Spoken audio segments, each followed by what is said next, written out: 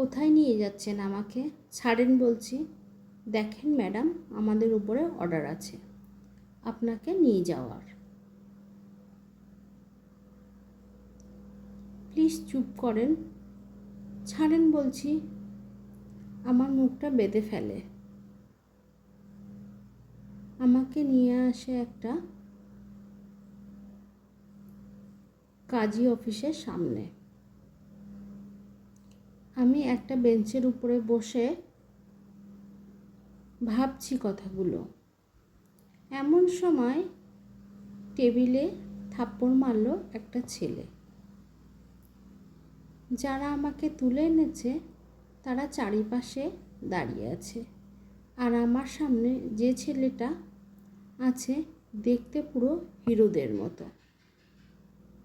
লম্বা 6 fit, 6 pack body, একটা কালো স্যুট পরা, একটা কালো সানগ্লাস, চুলগুলো স্টাইল করা, পুরো ক্রাশ।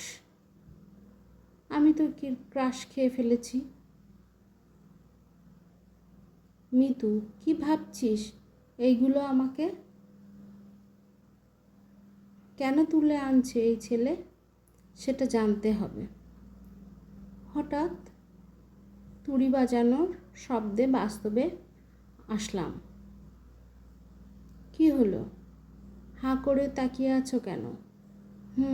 কি ভাবছো? আপনি আমাকে এইখানে কেন তুলে এনেছেন? বিয়ে করার জন্য? কি ফাজলামি পাইছেন? আপনি বিয়ে করবেন? আপনি আমাকে তুলে আনছেন কেন? আর আপনি কে বলুন তো? আমি মাহিন চৌধুরী।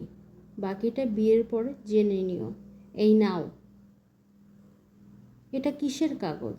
আমি কি করব? সাইন করো। এটা আমাদের বিয়ের